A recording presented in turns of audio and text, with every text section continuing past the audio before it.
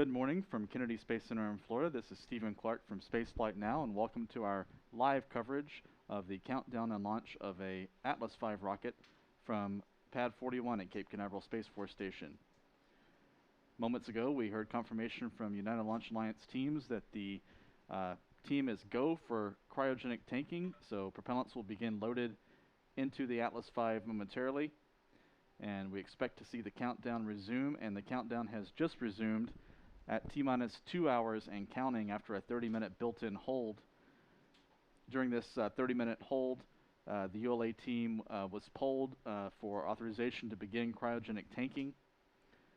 That resulted in a go for this process and a go for the resumption of the countdown.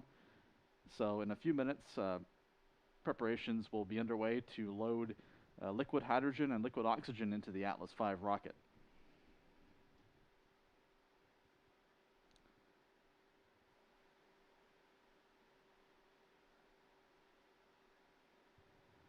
Today's mission is scheduled for liftoff at 2 p.m. Eastern Standard Time, or 1900 UTC.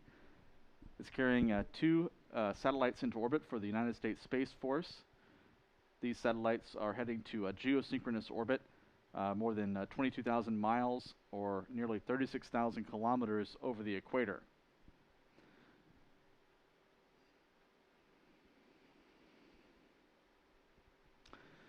These satellites are part of the Space Force's Geosynchronous Space Situational Awareness Program, which is focused on tracking and characterizing objects in geosynchronous orbit.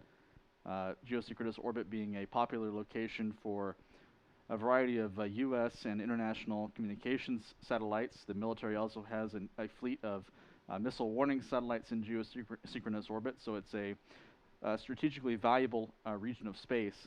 And these GSSAP satellites, two of which are on board today's mission, help the U.S. Space Force track and detect and characterize the environment of geosynchronous orbit for threats from adversaries and also from space debris.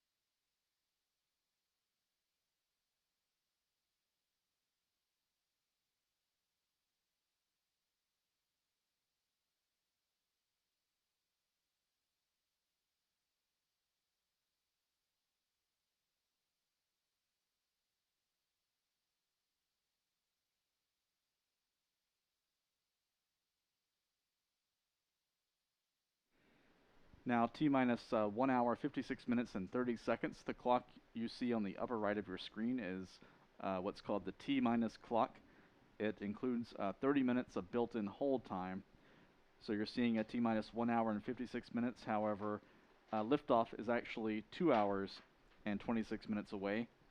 The countdown is heading toward its next built-in hold, which is scheduled to begin at T-minus 4 minutes. That hold will last half hour.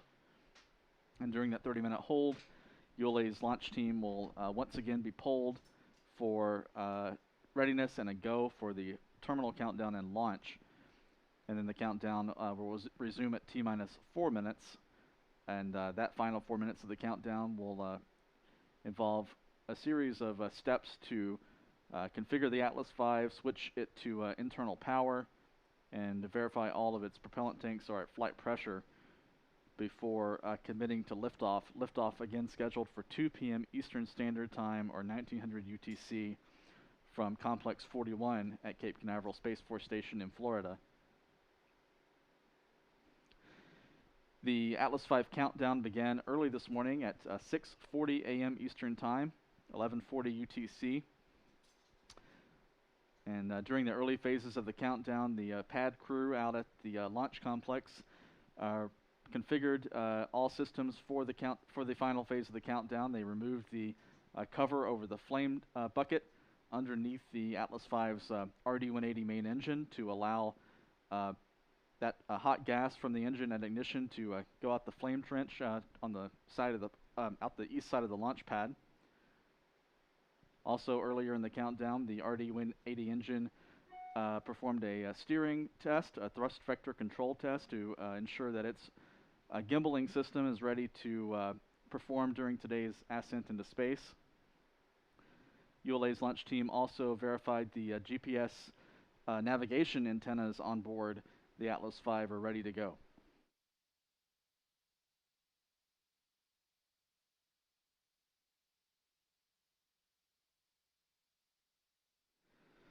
Other steps this morning completed successfully included hydraulic preps, as well as guidance system checkouts on the Atlas V rocket. All that culminating in a 30-minute hold at T-minus 2 hours. And during that hold, the launch team stationed at the Atlas Space Flight Operations Center a few miles to the south of the rocket gave the pad crew permission to evacuate the launch complex and return to a safe fallback position. And that was a key step before authorizing the start of tanking with liquid hydrogen and liquid oxygen. On the left side of your screen, you can see a status bar showing the current loading status of the 4 propellant tanks on board the Atlas V. On the upper left, you see the Centaur upper stage tanks, the liquid hydrogen and liquid oxygen tanks that will be filled with super cold cryogenic propellants shortly. Those propellants will feed the RL-10 engine on the Centaur upper stage. That engine, built by Aerojet Rocketdyne, will fire 3 times during today's mission over the course of about 6.5 hours.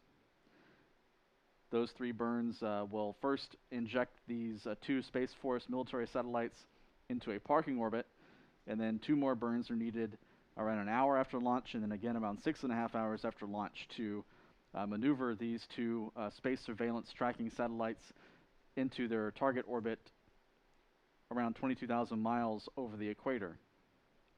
On the lower left, you see the propellant tanks listed for the Atlas booster stage. The RP-1 tank contains rocket-grade kerosene, which is kept at room temperature.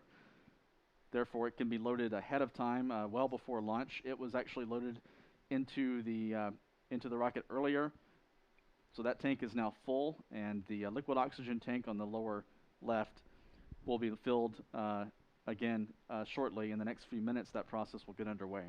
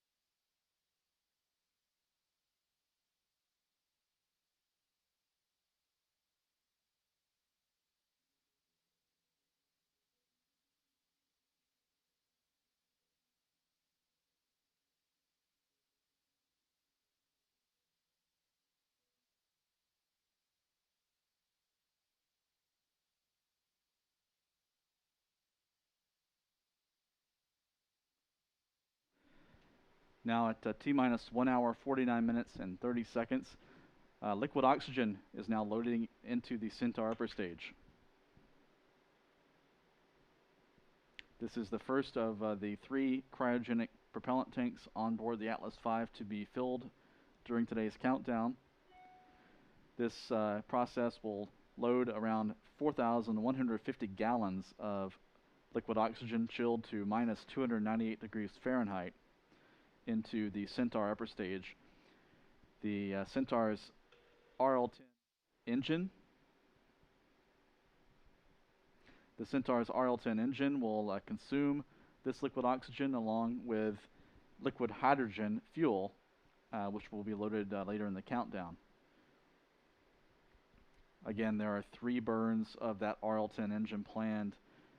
The first beginning around 4.5 minutes after launch, once the first stage completes its job to send these 2 military satellites towards space, and then 2 subsequent burns to guide these 2 space surveillance tracking satellites into geosynchronous orbit.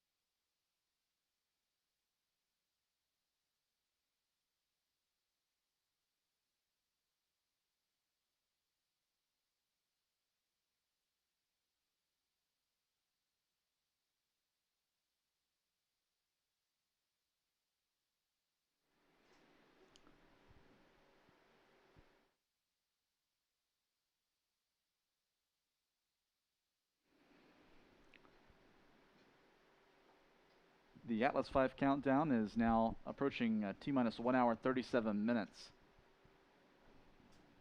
The liquid oxygen tank on the Centaur upper stage is now about 20% full of its oxidizer supply after that loading process got underway a few minutes ago.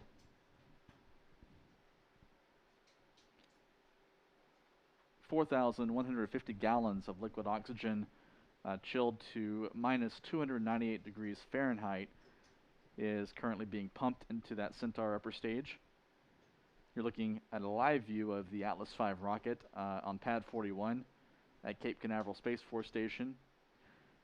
Again, a reminder, the clock on the upper right is the official T-minus clock, the T clock. That clock is heading to a built-in hold at T-minus 4 minutes. So at T-minus 4, you'll see that clock hold for a half hour while ULA's launch team verifies all is ready for liftoff. And then that clock will resume at T-minus 4 minutes if all goes well for launch at 2 p.m. Eastern Standard Time, or 1900 UTC. So you're seeing that clock at T-minus 1 hour, 35 minutes, and 42 seconds. However, keep in mind that the launch time is now 2 hours and 5 minutes away.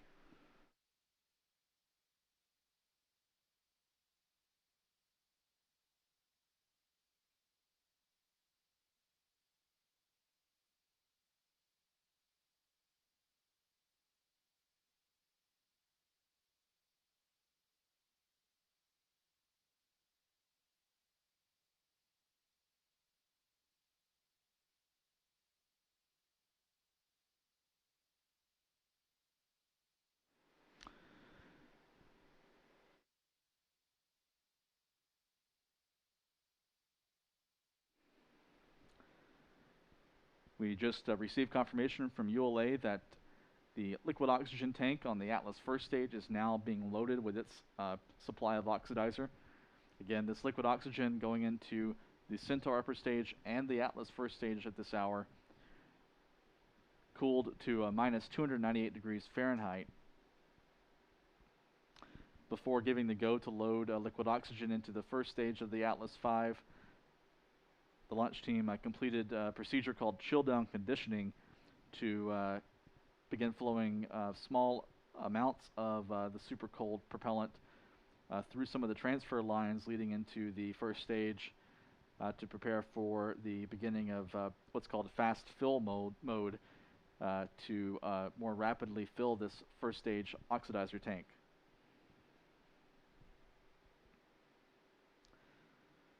So in parallel with this liquid oxygen loading process into both stages of the rocket, ULA's launch team at this time should be starting the chill down procedure for the liquid hydrogen system on the second stage, Centaur upper stage. And this is a step in preparation for loading that tank in the next few minutes.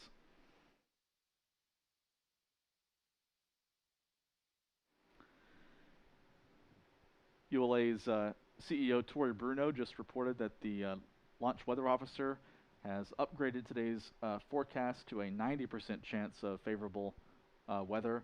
That's up from 80% earlier in the countdown and up from 70% in yesterday's forecast. So the weather is trending more favorable at this time. Skies are overcast here on the Space Coast with a thin layer of high-level clouds. However, those clouds are not expected to be any threat for today's launch. So everything looking good weather-wise on the Space Coast for liftoff at 2 p.m. Eastern Standard Time, or 1900 UTC.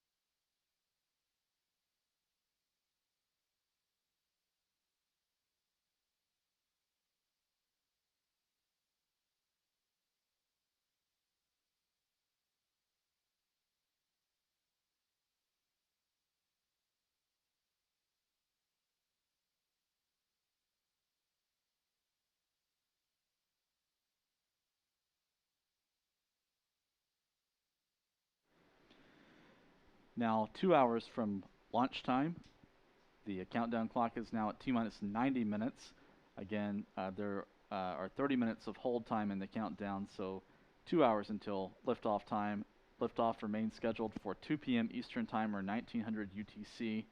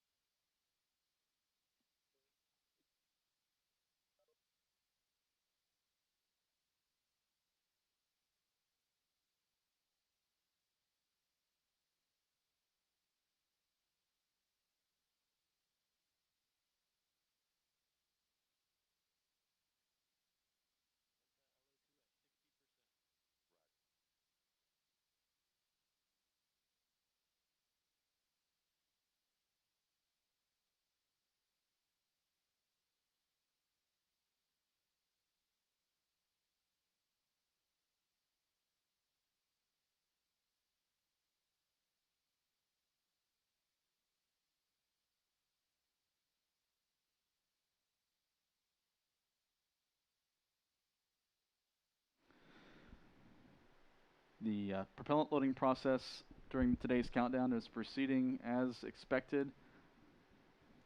There are no technical issues being worked, according to Tori Bruno, the CEO of ULA, on Twitter. The Centaur liquid oxygen tank is now 60% loaded with its supply of 4,150 gallons of liquid oxygen. Meanwhile, the liquid oxygen tank on stage 1 is also being loaded at this time. Still in the early phases of that process, which will see 48,800 gallons of this cryogenic oxidizer be loaded into that propellant tank. And one of the next steps in the countdown will be the confirmation that liquid hydrogen is flowing into the Centaur upper stage. That'll be the final propellant tank to begin loading during the countdown. And the RP-1 kerosene fuel tank on stage 1 is already fully loaded. That kerosene fuel will be burned by the RD-180 engine at the bottom of the first stage during its 4.5-minute burn in the first portion of today's flight. Liftoff remains scheduled for 2 p.m. Eastern Standard Time or 1900 UTC, with 2 space surveillance, tracking, and inspection satellites for the United States Space Force.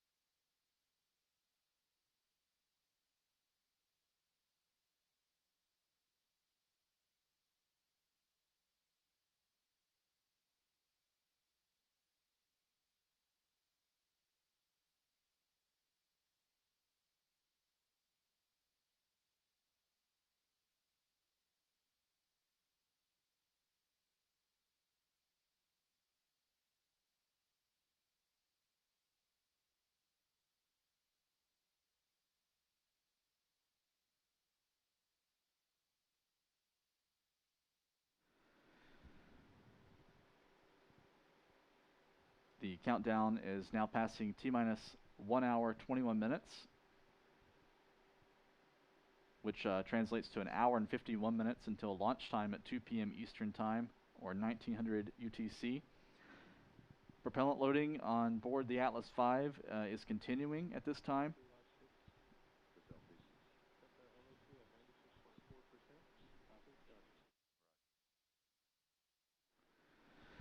The Centaur liquid oxygen tank is now 96% loaded with its propellant. This tank is now being topped off to its full 100% flight level. Meanwhile, the liquid oxygen tank on the Atlas first stage is now more than 10% full. So this liquid oxygen is stored at minus 298 degrees Fahrenheit, well below the boiling point. However, the super cold propellants will boil off over time in the ambient Florida temperatures here on the Space Coast. So the launch team will continue loading small amounts of liquid oxygen and liquid hydrogen into the rocket throughout the remainder of the countdown before securing those tanks in the final couple of minutes before launch, just to ensure that those tanks are maintained at the proper flight level for the mission today. After liftoff, the Atlas V will head on a trajectory due east from Cape Canaveral Space Force Station out over the Atlantic Ocean. The rocket will be producing about 1.2 million pounds of thrust from its RD-180 liquid-fueled main engine and one solid rocket booster strapped to the side of the Atlas first stage.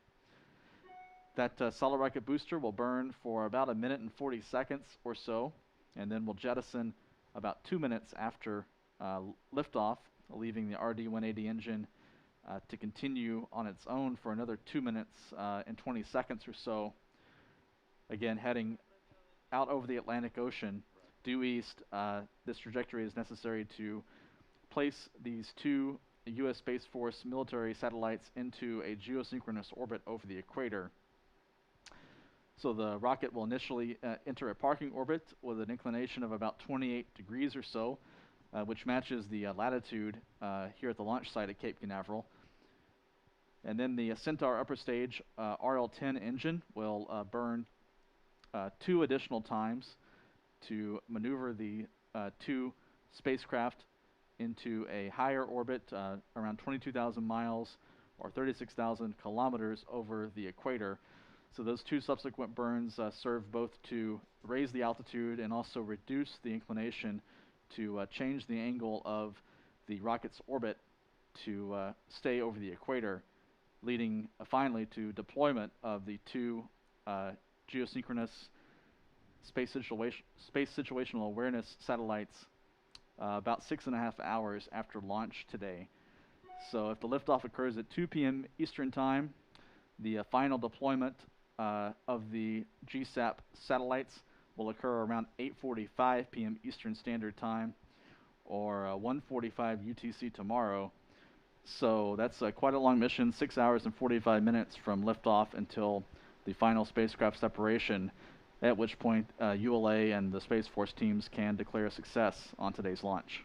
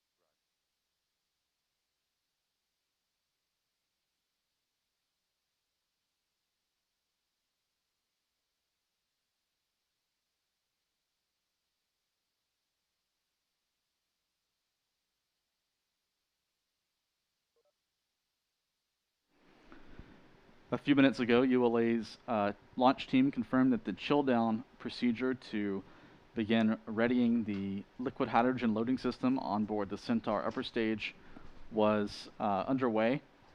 So this chill down procedure helps thermally condition the loading lines for the loading of liquid hydrogen, which is actually stored at even colder temperatures than liquid oxygen. Liquid oxygen stored at minus 298 degrees Fahrenheit, and liquid hydrogen is kept around minus 423 degrees Fahrenheit. So very cold propellants loaded into the rocket today. In addition to the RP-1 kerosene load already on the first stage, and that RP-1 kerosene fuel is kept at room temperature. The Atlas liquid oxygen tank is now 30% full, 30% of its 48,800 gallons now on board the vehicle.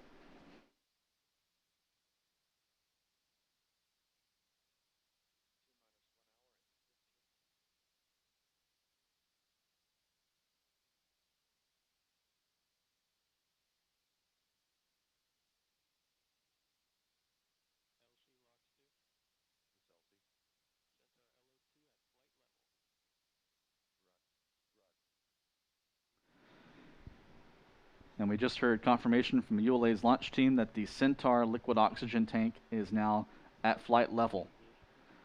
And this liquid oxygen will actually continue to be loaded throughout the remainder of the countdown as the liquid oxygen naturally boils off.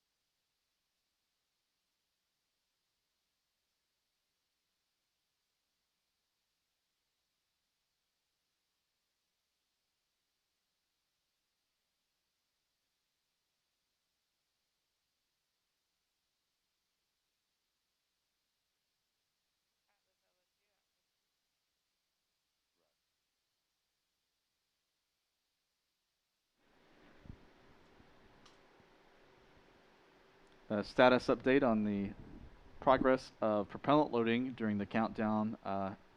The Atlas liquid oxygen tank is now half full with its 48,800 gallons of oxidizer.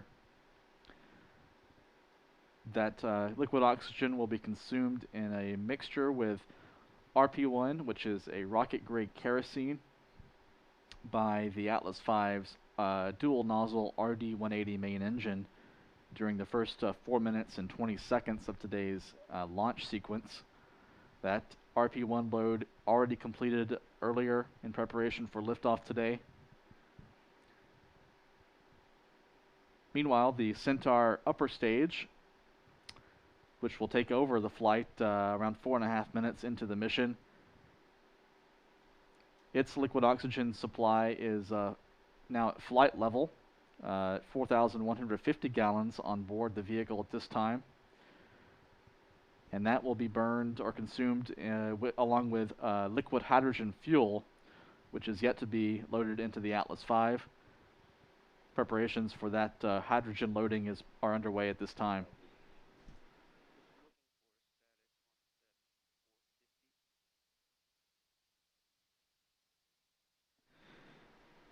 The Centaur upper stage's RL-10 engine will actually burn 3 times on today's mission to place the 2 U.S. Space Force space surveillance satellites into geosynchronous orbit around 22,000 miles or 36,000 kilometers over the equator.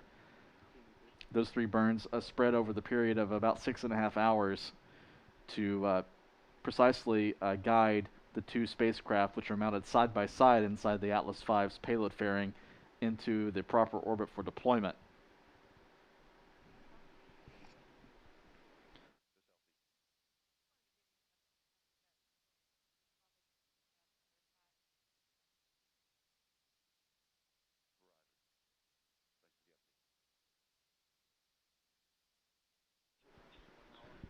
You're looking at a live view of the Atlas V rocket out on pad 41 at Cape Canaveral Space Force Station. The rocket is actually hidden somewhat behind the tower of the mobile launch platform. To the right side of that launch platform and the rocket, you can see some gaseous oxygen vapors venting from the rocket at this time.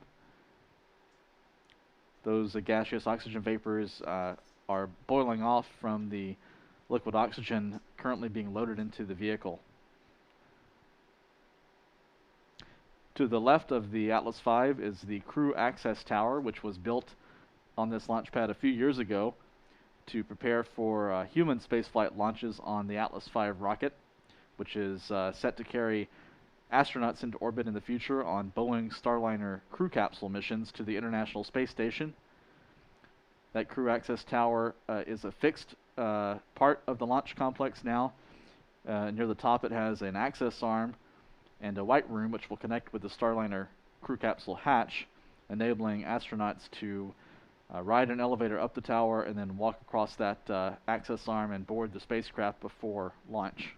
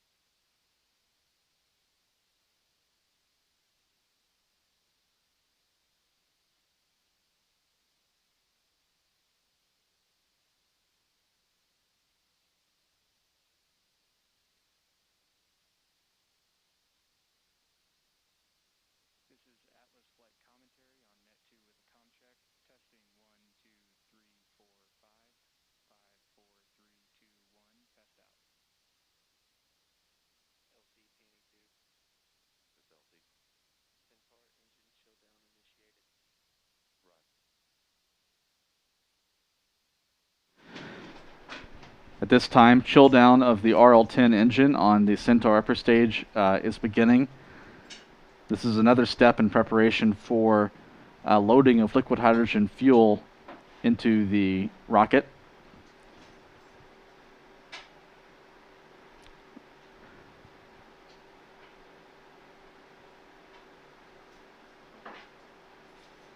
Again, liftoff remains scheduled for 2 p.m. Eastern Standard Time, or 1900 UTC from Pad 41 here at Cape Canaveral, Florida. This will be the first Atlas V mission of the year, and the 91st launch of an Atlas V rocket overall since the rocket's first mission back in August of 2002.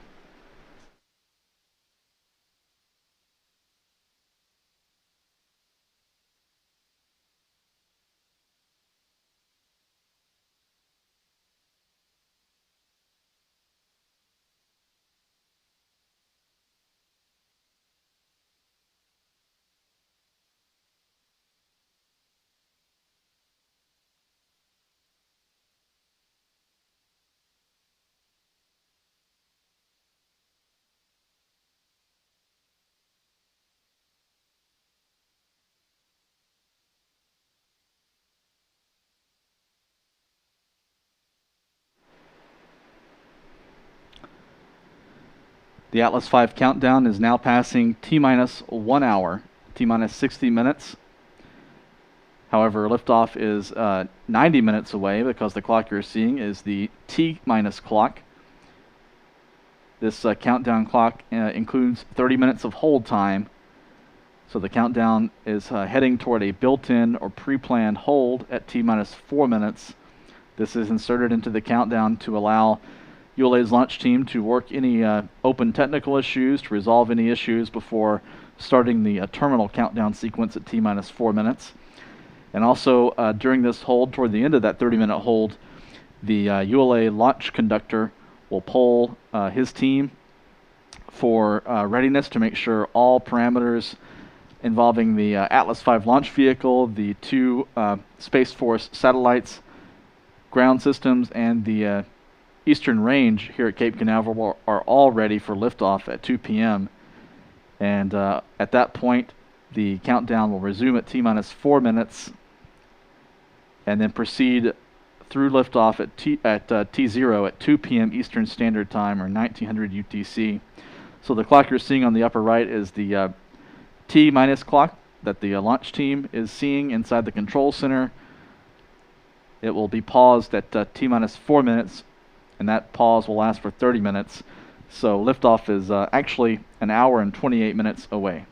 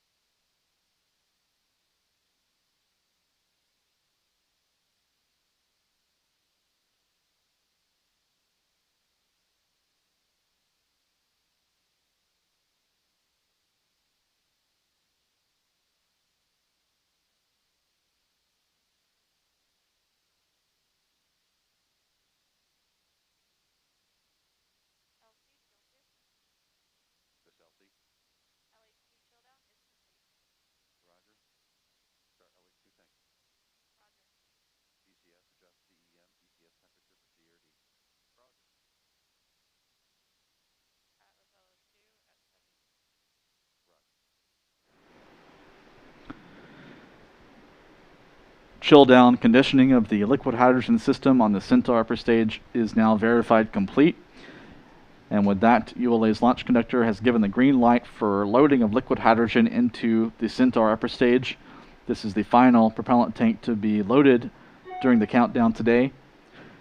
Around 12,300 gallons of liquid hydrogen will be loaded into the Centaur upper stage.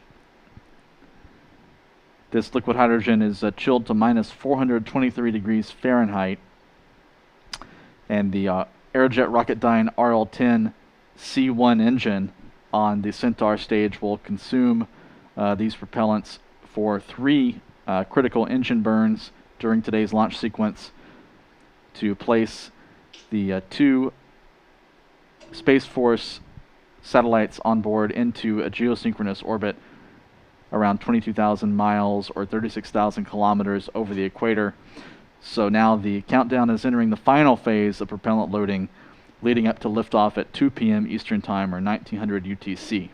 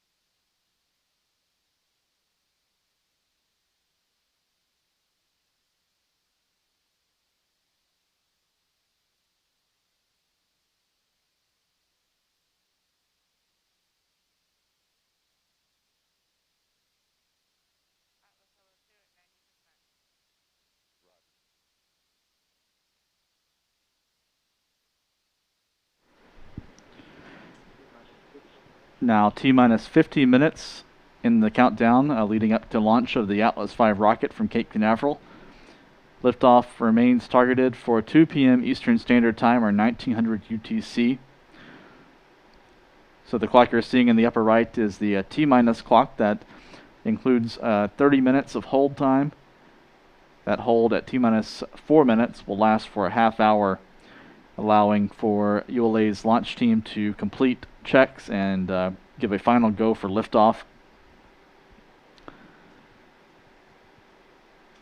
A status check of the propellant loading process shows the liquid hydrogen tank of the Centaur upper stage now 10% full. The liquid oxygen tank on the Centaur stage is now fully loaded at flight level.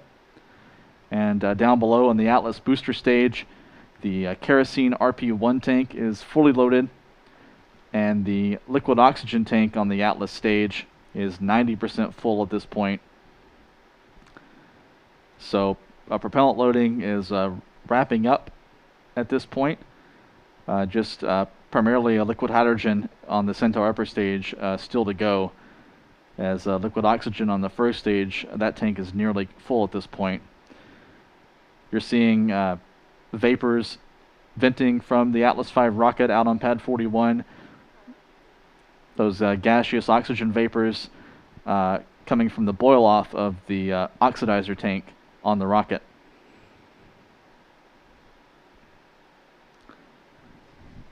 Weather conditions continue to look favorable, with a 90% probability of favorable weather for launch at 2 p.m. Eastern Time. No weather concerns, and the countdown loop at this point is pretty quiet. No technical issues being discussed right now that would prevent an on-time launch at 2 p.m. Eastern Time, 1900 UTC.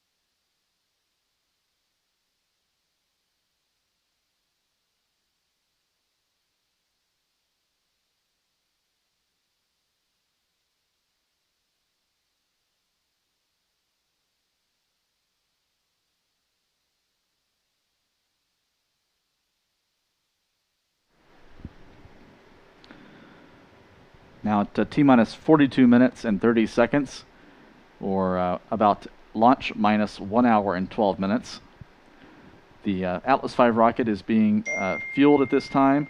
The liquid hydrogen tank on the Centaur upper stage is now 60% full. And the liquid oxygen tank on the Atlas first stage is over 97% loaded at this point, and now is in topping mode to reach the final flight level with 48,800 gallons of oxidizer on board. Today's mission will use a unique configuration of the Atlas V rocket family called the 511, and this chart shows the 10 or 11 different configurations of the Atlas V family. The other 10 missions, the other 10 variants have all flown at least once, but this will be the very first and likely only flight of the 511 configuration.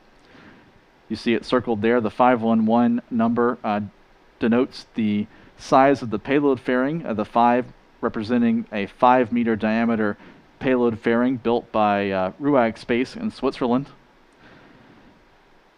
And then the 1 after the 5 denotes a single solid rocket booster. You can see in this illustration just a single strap-on solid rocket booster on the north side of the rocket as it sits out on the launch pad. And then the final numeral designates the number of RL-10 engines on the Centaur upper stage. So this mission will use a single engine on the Centaur stage, as most Atlas V missions do. So this configuration, the 511, is sized to carry these 2 Space Force satellites into a geosynchronous orbit around 22,000 miles or 36,000 kilometers over the equator.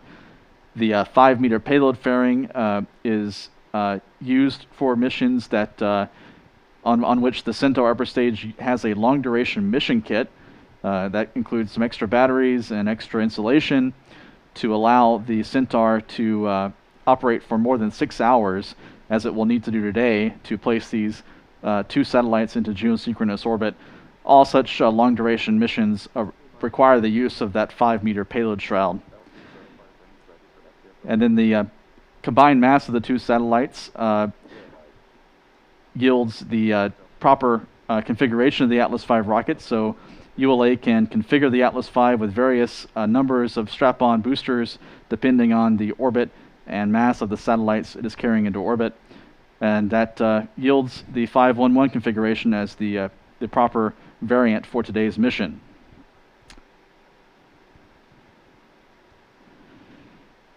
This graphic shows the various components of the Atlas V rocket. At the bottom is the Russian-made RD-180 engine, which is a dual-nozzle engine produced by MPO Energomash in Russia. This burns kerosene and liquid oxygen propellants that are loaded into the Atlas V's bronze-colored first stage. You see there above the RD-180 engine. And then on the left, you see that single strap-on booster supplied by Northrop Grumman. And above that first stage is the interstage adapter, and then the boat tail structure, which tapers out to a wider diameter for the payload shroud. That payload fairing is 5.4 meters, or nearly 18 feet in diameter, built by RUAG Space in Switzerland. Inside that shroud is the Centaur upper stage with its RL-10 engine from Aerojet Rocketdyne. And then at the very top of the rocket, which stands 196 feet tall, are the 2 Space Force satellites that are being carried into orbit today. These satellites are the 5th and 6th spacecraft for the Space Force's Geosynchronous Space Situational Awareness Program, which these satellites are designed to detect and characterize objects in geosynchronous orbit around 22,000 miles over the equator. These 2 satellites will join 4 others that were flown to orbit back in 2014 and 2016 on Delta IV missions.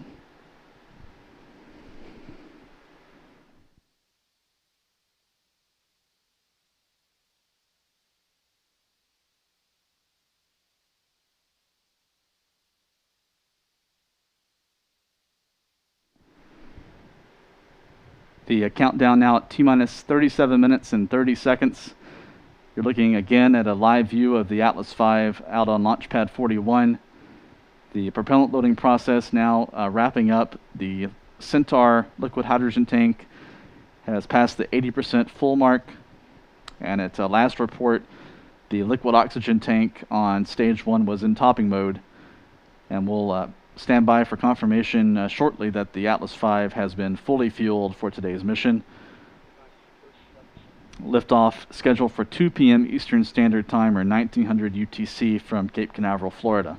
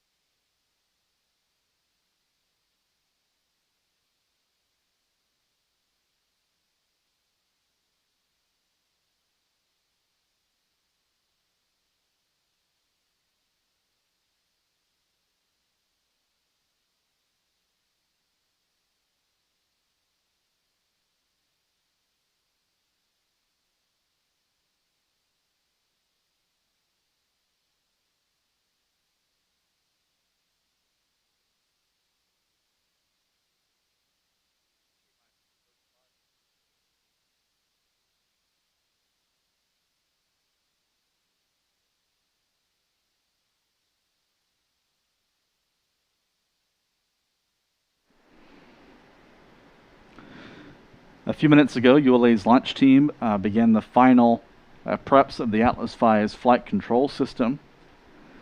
This involves a final pre-launch steering check of the Atlas V's RD-180 main engine nozzles. Hydraulic drives vector the engine nozzles to help steer the rocket during its climb into space, and this steering check, which is expected to be underway at this time, verifies that that thrust vector control system is ready for flight today.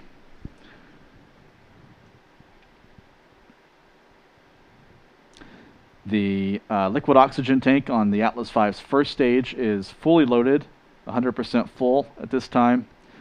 That leaves only the liquid hydrogen tank on the Centaur stage still to be topped off. At last check, it was at 96% full and in topping mode.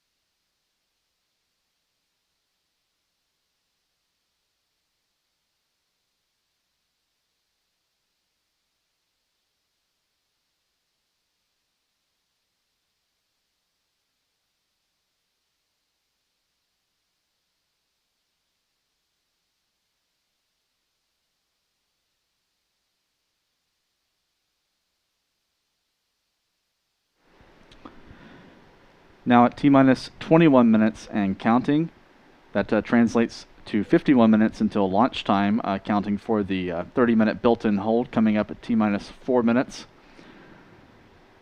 As the Atlas V continues to be topped off with its propellant tanks, the rocket out on pad 41 is flying in a new configuration today called the 511.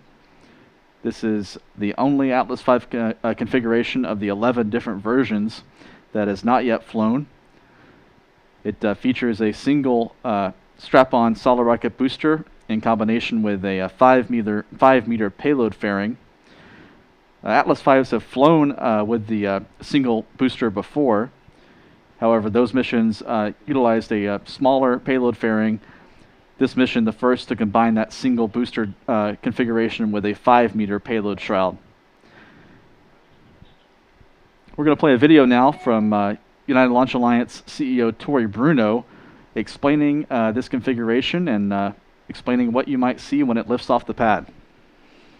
This is a really cool mission. We're going to launch 2 spacecraft directly injected to a high energy near geosynchronous orbit. And a lot of you have asked about the configuration of the rocket that we're going to use. Well, this will be the first flight of the big slider, the Atlas 511 with only one solid rocket motor. And we call it the big slider because if you watch the launch, you're going to see it kind of power slide off the pad because of this asymmetric torque. And a lot of you have wondered, well, how do you fly that?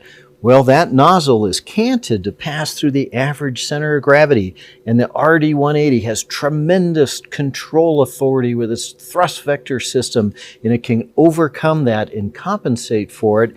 And this is just the right amount of energy to carry these 2 payloads to their very cool mission of space surveillance, kind of like a neighborhood watch for GEO. That was Tori Bruno, the chief executive of United Launch Alliance, explaining the 511 configuration of the Atlas V rocket that will be debuted today. Again, this is the first flight of this 511 configuration, the last of the 11 different Atlas V variants to see a mission.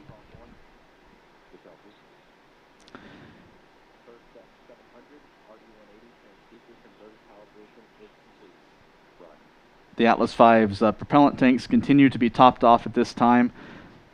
T-minus 18 minutes and counting, so the countdown clock is 14 minutes away from the final built-in hold today. That hold is scheduled at T-minus 4 minutes and will last for 30 minutes.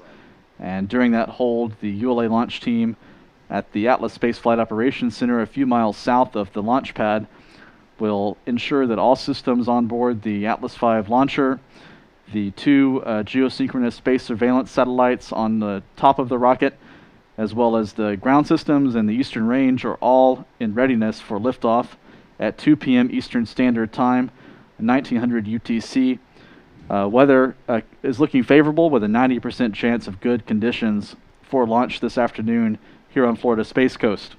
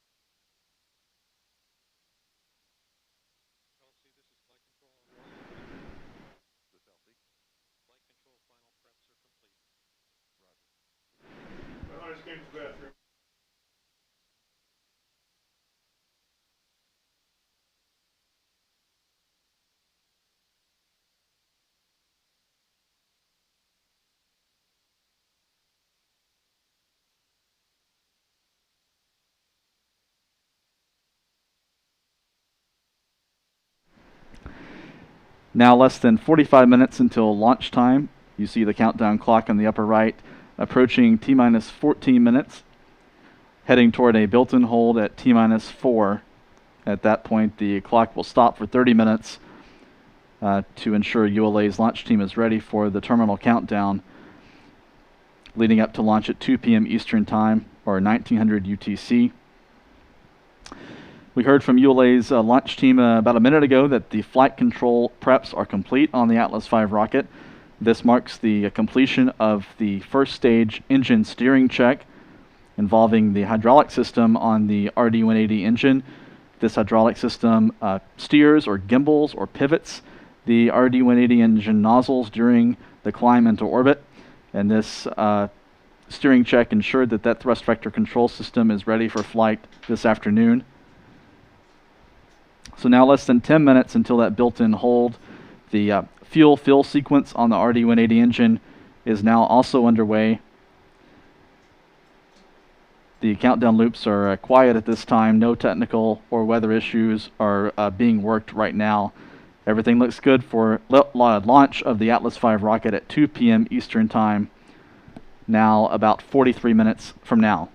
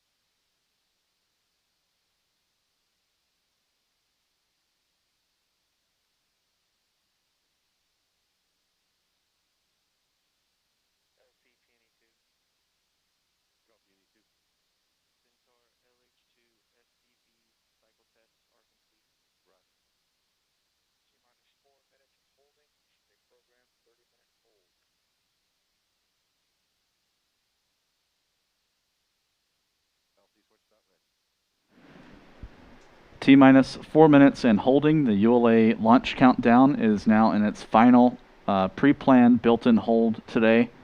This pause in the countdown clock will last 30 minutes. And before coming out of the hold, ULA's launch conductor will poll his team to make sure that all systems on board the Atlas V launch vehicle, as well as its two geostationary space situational awareness payloads, systems around the launch pad, and also the Eastern Range are all in readiness for liftoff at 2 p.m. Eastern Standard Time, or 1900 UTC today. During the last couple of minutes, the fuel fill sequence for the RD-180 first stage main engine was completed. This is a conditioning procedure to prepare the engine for startup at T-minus 2.7 seconds.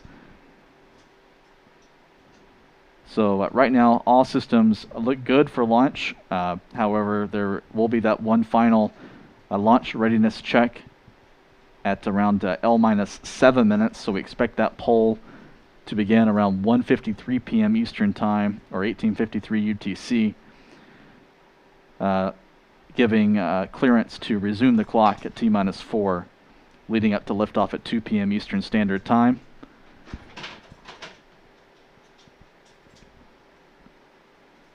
This will be the 91st flight of an Atlas V rocket since its first mission back in August of 2002, and it's the first Atlas V launch of the year. It's the fourth launch overall from here on Florida's Space Coast in 2022, following 3 consecutive flights with SpaceX's Falcon 9 rockets on January 6th, January 13th, and most recently on Tuesday night, January 18th. So this is already launch number 4 in just 21 days into January. And at least 2 more Falcon 9 missions are scheduled before the end of the month, bringing the total launch count in January potentially to 6 launches at least. There's also a launch of a small satellite rocket from Astra, scheduled sometime in the next few weeks, although we don't have a launch date for that mission right now. Unclear if that'll happen in January or sometime later.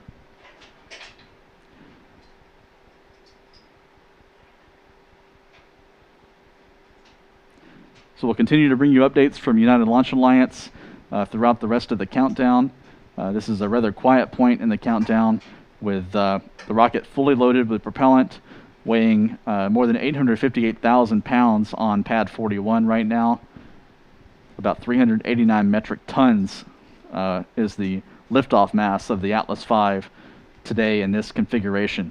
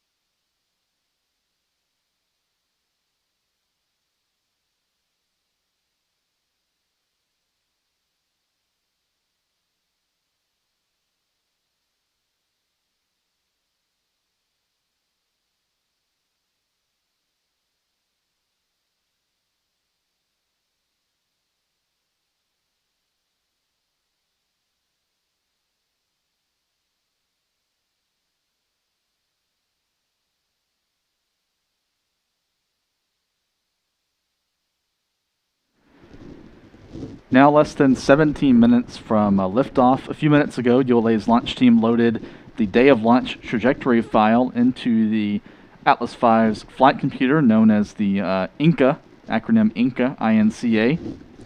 This day of launch trajectory file takes into account the upper level winds being measured in the atmosphere by a series of weather balloons that have been sent aloft from the eastern range here at Cape Canaveral since this morning. Those weather balloons measure winds at various altitudes as well as other weather parameters throughout the atmospheric column, giving data to the launch team to be able to select what trajectory the Atlas V should fly. Various parameters can be adjusted depending on the winds and wind shears the rocket will encounter as it climbs through the atmosphere today. The weather conditions continue to look favorable. There's a high level but very thin layer of cloud cover overhead. This is not expected to be a concern. Still a 90% chance of good weather at the opening of today's window at 2 p.m. Eastern Standard Time or 1900 UTC. That probability of go weather condition decreases slightly to around 80% toward the end of today's launch window. But right now, there's no indication from United Launch Alliance that they won't target the opening of the window. Liftoff remains set for 2 p.m. Eastern Time or 1900 UTC. And everything looks good right now for an on-time launch at that point.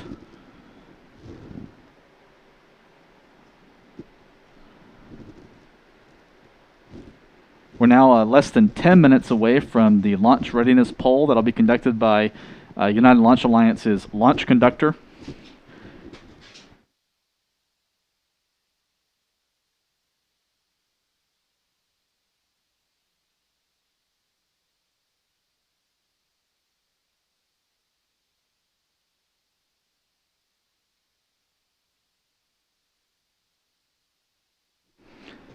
ULA's launch conductor, Ron McKee, will poll his team of engineers that are monitoring various elements of the Atlas V rocket, such as electrical, communications, and propulsion systems. Each station will report back to the launch conductor their readiness to proceed into the terminal countdown and ultimately the launch of the Atlas V. If everything is green and go, the countdown will resume at T-minus 4 minutes at 1:56 p.m., exactly 10 minutes from now, leading up to liftoff at 2 p.m. During that terminal countdown, the Atlas V will be ready for launch. It'll be switched to its own internal power supply and disconnected from ground power supply. The propellant tanks will be pressurized for flight. The rocket's flight termination system or destruct system will be armed and verified, ready for launch. And then that RD-180 engine will come to life at T-minus 2.7 seconds, followed moments later by ignition of the single solid rocket booster, and then liftoff to begin the climb into space this afternoon.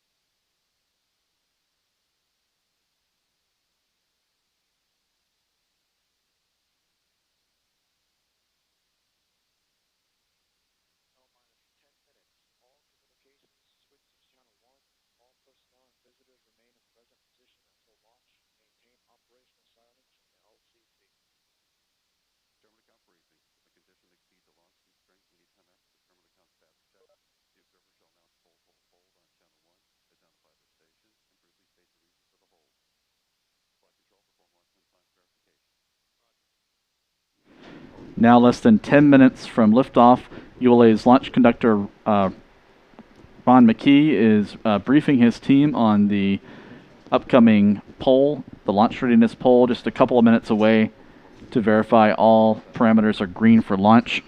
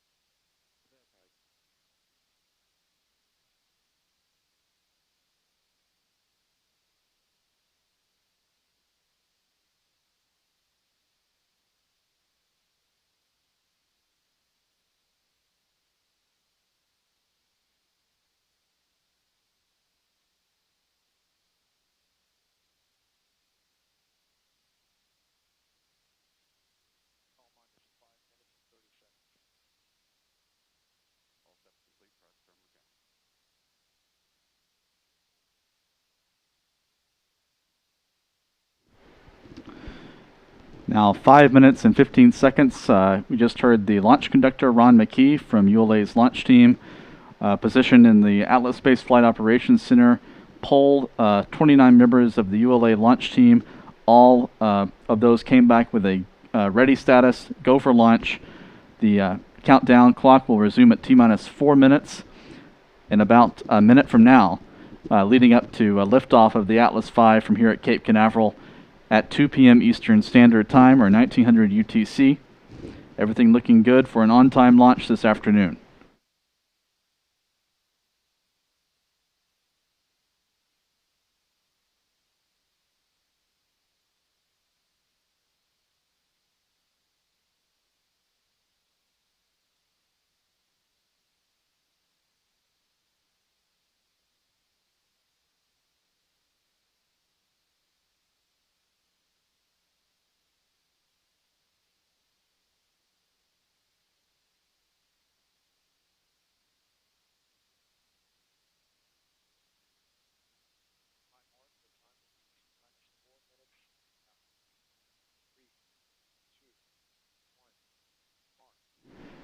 T-minus 4 minutes and counting. The countdown clock has resumed. Clocks are now moving again. Liftoff of the Atlas V set for 2 p.m. Eastern Standard Time.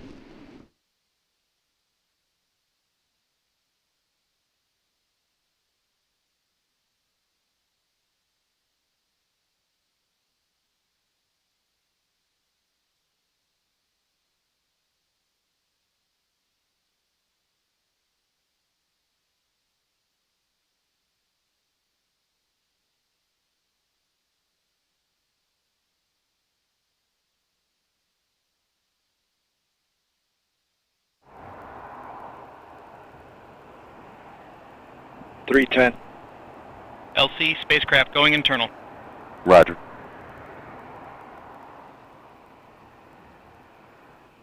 Three minutes.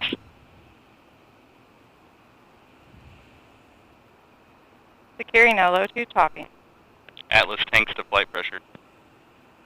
250. FTS internal.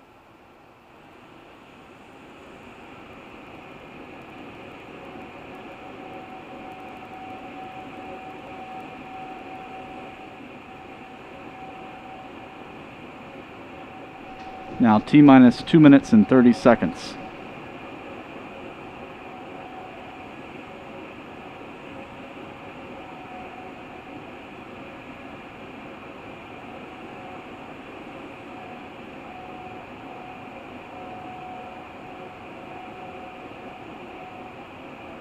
.210. LC, spacecraft internal. Roger. The 2 GSSAP spacecraft on top of the Atlas V rocket have been configured for launch. They're on internal battery power. Now T-minus 2 minutes and counting. 155. Launch sequencer start. The Atlas V's automatic launch Securing sequencer has Centaur been LA2. initiated. Securing Centaur LO2. And at this point, the Centaur propellant tanks are being secured. They're fully topped off for flight. 140. Launch enabled. 137. FTS arm. T-minus 90 seconds. The launch vehicle, payload, ground systems, and eastern range are go for launch. 120.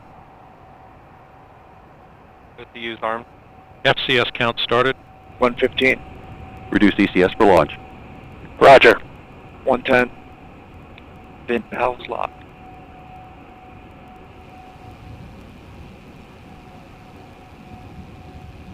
One minute. T-minus 1 minute. Range green.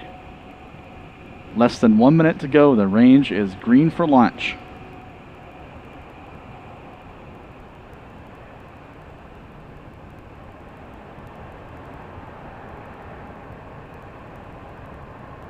.40 Stable at step 3.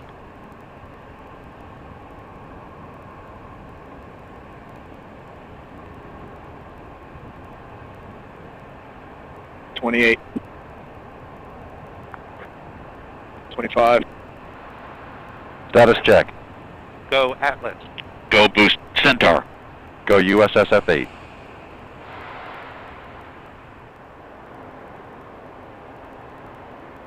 ECDS Minus reduce for launch. 10, 9, 8, 7, 6, 5, 4, 3. We have ignition. And liftoff of the United Launch Alliance Atlas V rocket carrying SF-8 for the United States Space Force. Now 10 seconds into flight, vehicles begin the pitch over maneuver. Body Body rate response look good. You're now hearing the voice of Patrick Moore providing launch vehicle ascent data. Now 20 seconds in. RE-180 propellant utilization system has gone to closed loop control system. Response looks good. Now passing 30 seconds into flight.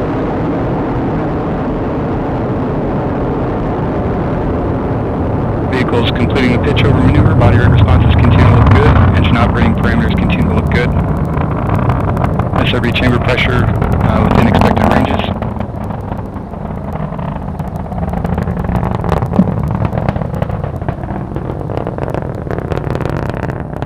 Now coming up on 58 seconds into flight. Mach 1, Atlas 5 is now supersonic.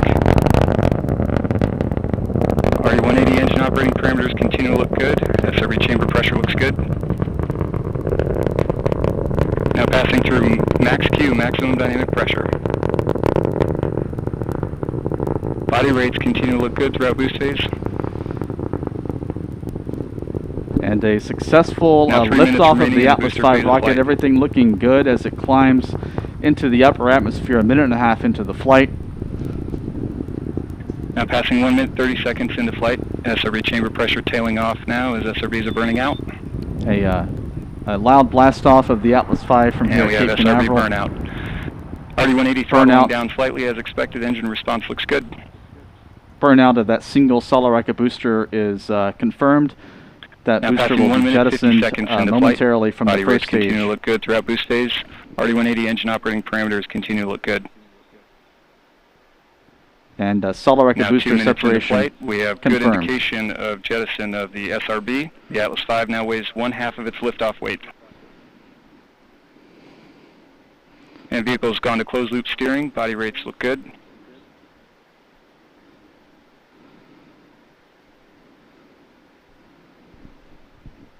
Two minutes remaining in the booster phase of flight.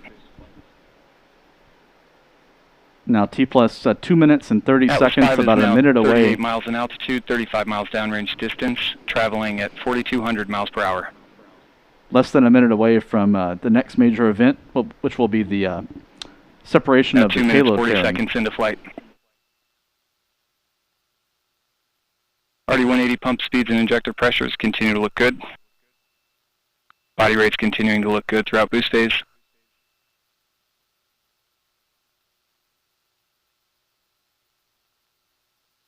Now passing 3 minutes into flight. And Centaur reaction control system is now pressurizing to flight levels. RD-180 now throttling down to maintain a constant 2.5 G acceleration limit. Engine response looks good as it's maintaining that 2.5 G acceleration limit.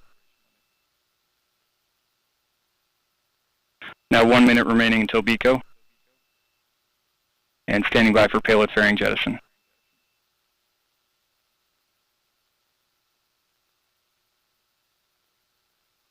And we have good indication of payload fairing jettison. And we have CFLR jettison.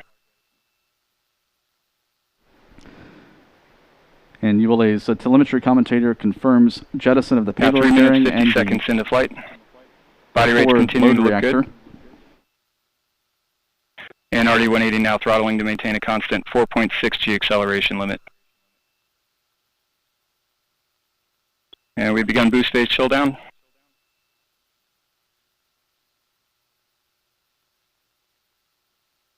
And standing by for booster engine cutoff shortly.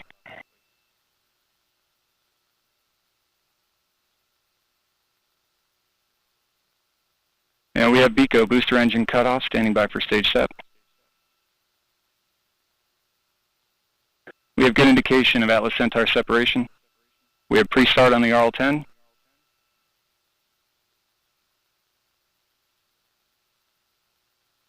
We have ignition and full thrust on the RL-10. Chamber pressure looks good. Body rates look good.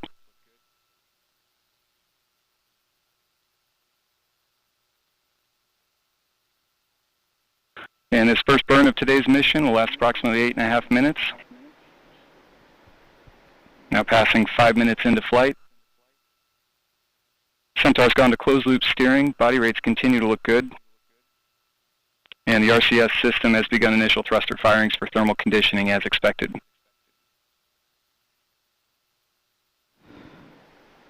Centaur is now Yeah. 140 This miles is- in altitude, 420 miles downrange distance, traveling at... This is Atlas Mission Control at T plus 5 minutes and 25 seconds. You're We listening just to the heard voice flight of commentator ULA's Patrick telemetry Moore confirm commentator. the successful completion of the early phase of today's flight, and all systems continue to operate nominally. Our next event, Centaur main engine cutoff, will occur in approximately 8 ULA's minutes. telemetry commentator confirming Earlier this week, various Patrick events Moore shared a in little the insight about his Atlas role V's as climb flight into orbit. commentator and the vital information he relays to the launch team The post Centaur liftoff. upper stage's Let's take a look. RL-10 engine now firing for a Hi, burn my name is Patrick that will Moore. last up I'm until a systems T engineer in the plus Chief 13 Engineer's minutes. office at ULA, and I'm also your flight commentator for USSF. So about 7 minutes So remaining my job in this as flight burn of the commentator RL-10 upper is stage I'm engine. taking a look at the screens here. I have some plots and schematics, and I'm also looking at the video on the wall. And so what I do is, as we're lifting off, I'm looking at the video, confirming that what I'm seeing on the RL-10 burn is screens are needed to- consistent. And then I'll start taking a look at the data in the plots and the schematics. And so my job as flight commentator is I'm looking at the data that I see here, and then I'm talking about it over the broadcast. This first burn of the RL-10 Centaur engine will place the 2 GSAP geosynchronous space situationers.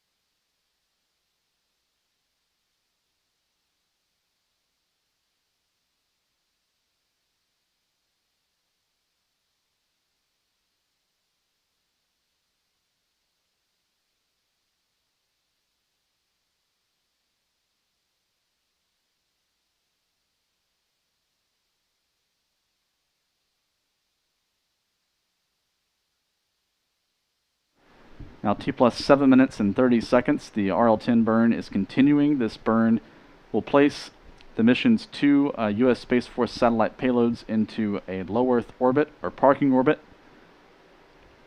Cutoff of the RL-10 engine is expected just past the 13-minute point in the mission, or around 5 minutes from now.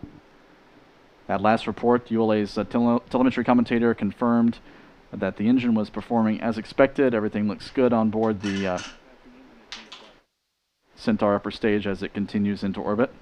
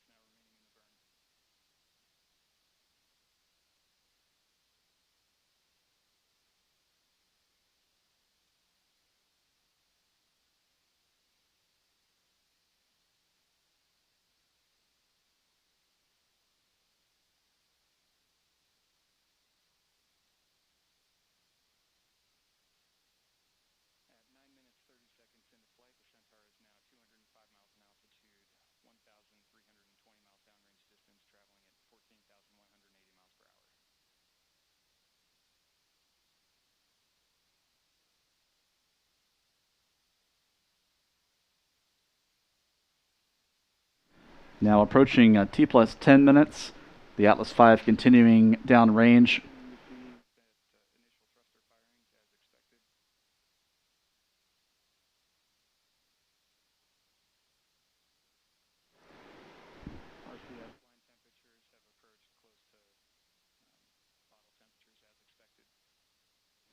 About 3 minutes left in this burn.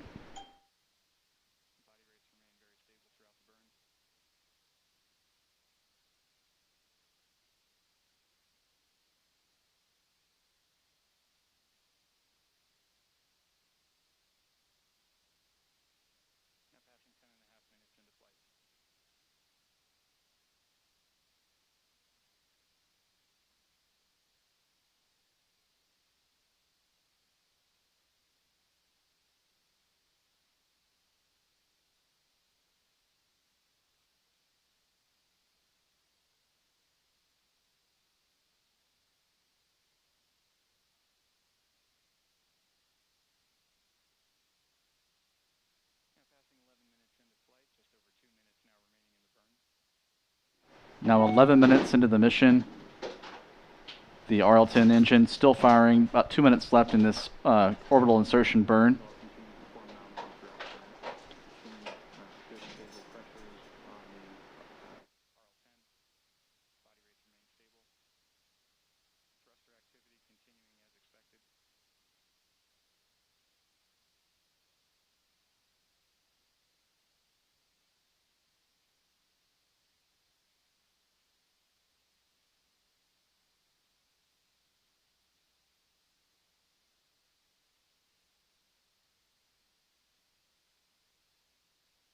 Now less than a minute and a half left in this first of 3 RL-10 engine burns on today's mission. This mission designated USSF 8 for the United States Space Force.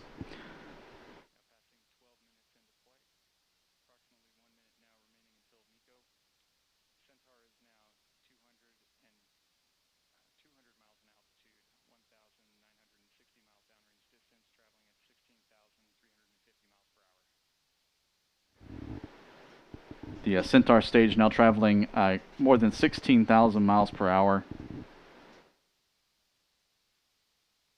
Less than a minute left in this orbital insertion burn to place the 2 Space Force Space Situational Awareness satellites into a parking orbit.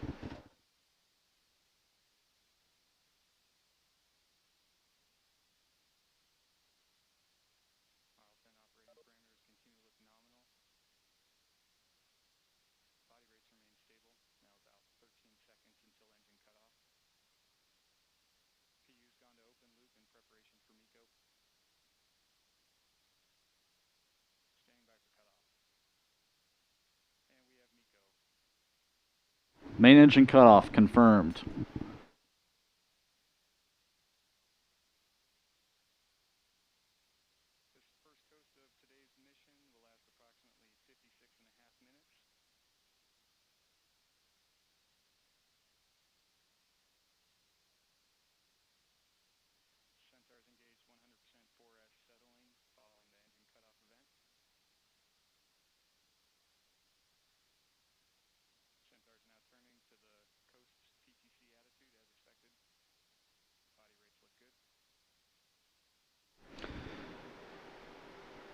The Centaur upper stage has completed the first of its 3 engine burns today.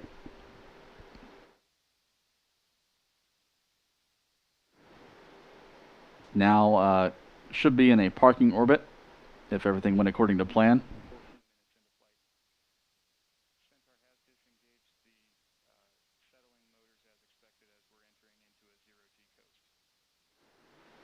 All indications are that the Atlas V's performance thus far has been as expected. Now T plus 14 minutes, 25 seconds.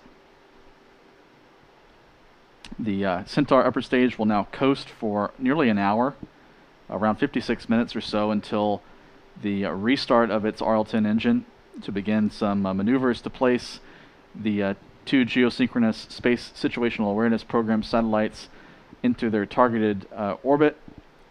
As the name would suggest, they're set to deploy in geosynchronous orbit around 22,000 miles or 36,000 kilometers over the equator.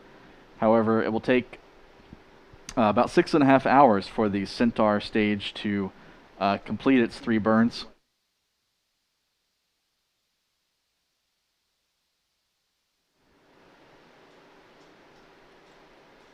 The 3 Centaur burns are spaced out to occur at the optimum times to place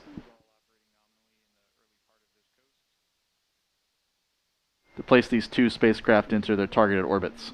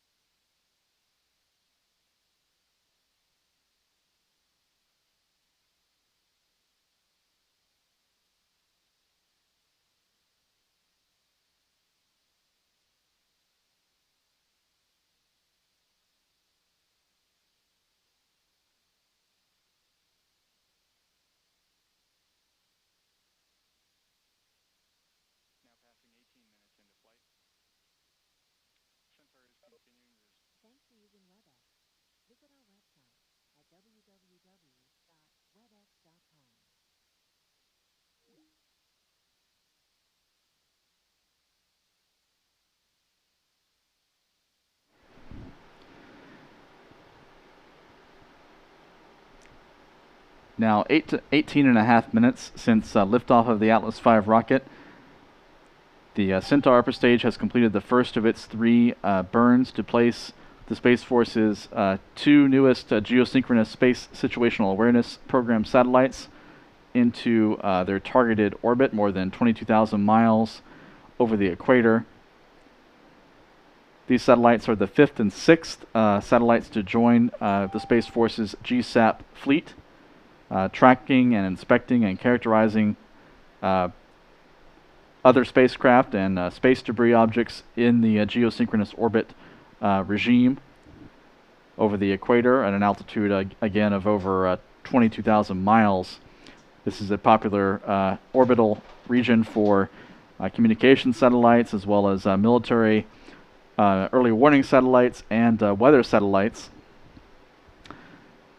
The Space Force says these Geosynchronous Space Situational Awareness Program spacecraft are designed to give military commanders more data on movements and missions of satellites in this area of space, including satellites flown by foreign governments and foreign militaries.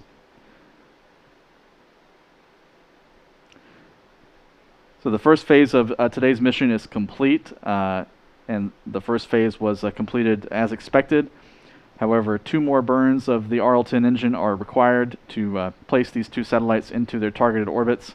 One of those burns is scheduled to occur around 3:09 p.m. Eastern Standard Time, or 20:09 UTC, followed by a third burn of the Centaur upper stage engine around 6.5 hours after launch. So that's around 8:30 p.m. Eastern Time tonight, or 01:30 UTC. That final burn will occur at an altitude of more than 22,000 miles and will be an orbital circularization burn to place these 2 spacecraft into their targeted orbits and set the stage for deployment of the 2 GSSAP spacecraft one at a time. The final of the 2 spacecraft is scheduled to deploy at 8:45 p.m. Eastern Standard Time, or 1:45 UTC. Stay with us on social media, and stay with us on spaceflightnow.com for further updates throughout the rest of the mission. ULA has ended its live coverage of the countdown and launch today, but we'll stand by for further news from them as the Atlas V mission progresses. Thank you again for joining us for the Atlas V countdown today here on Florida Space Coast.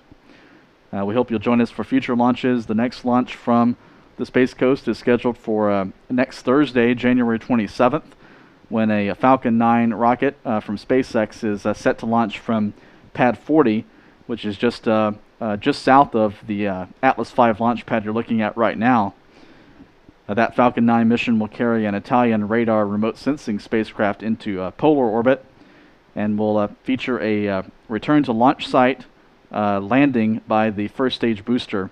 So that reusable first stage will come back to landing zone 1 at Cape Canaveral just after sunset. So it could be a spectacular launch and a spectacular return.